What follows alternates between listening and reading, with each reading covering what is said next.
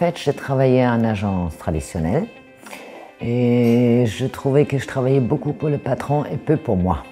Donc après 3 ans, je proposais à mon patron d'intégrer dans son agence en prenant départ ou sinon d'avoir une com autre que celle que j'avais à l'époque. Et vu qu'on n'a pas pu vraiment s'entendre, je lui avais précisé que j'allais les quitter.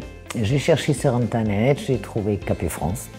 Je suis allée à une réunion de formation qui avait lieu à l'époque à Montpellier et je trouvais que le principe d'être à mon propre compte en tant qu'agent co était intéressant parce qu'au début je me suis dit d'ouvrir une agence moi-même, mais on ne peut pas être en même temps au bureau et en même temps en visite. Donc cette idée de travailler chez soi, c'était pour moi primordial et également la possibilité d'être avec d'autres capétiens en échange et de ne pas être tout seul.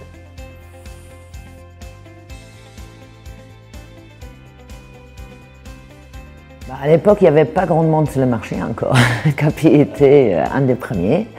Et j'ai visité, je crois, je suis allée voir 3 réseaux différents et j'ai trouvé chez Capifrance c'était du sérieux parce qu'ils proposaient des formations. Il y avait tous les points nécessaires que je trouvais qui étaient intéressants, donc un bon réseau, déjà plusieurs agents co, donc on n'était pas seul.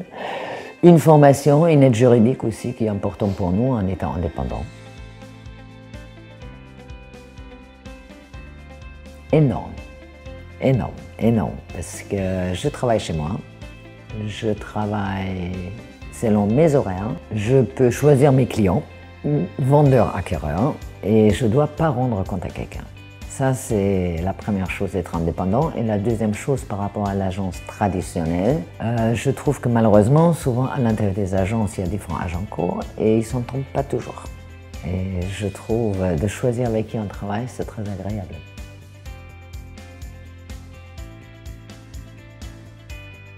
Le qui a l'avantage qu'on s'occupera bien de lui. Si lui ne va pas à sa maison, moi je ne gagne rien.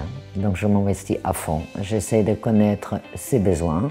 Je l'accompagne. On est capable de faire les visites le week-end. On est capable de se déplacer chez les clients qui ne peuvent pas se déplacer. Je crois qu'il a beaucoup plus de services que dans une agence traditionnelle, surtout si une agence on est par exemple uniquement salarié.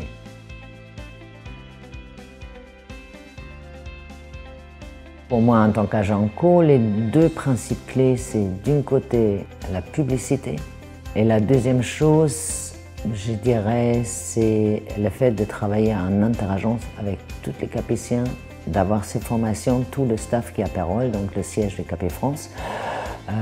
On est formé tout au long de sa vie. Il y a des nouvelles formations, on est au courant des nouvelles lois. On a une publicité, je crois, qui est la plus importante maintenant par rapport à d'autres réseaux ou agences traditionnelles. Les clients à sa maison sur tous les sites, ce qui nous permet à nous de travailler.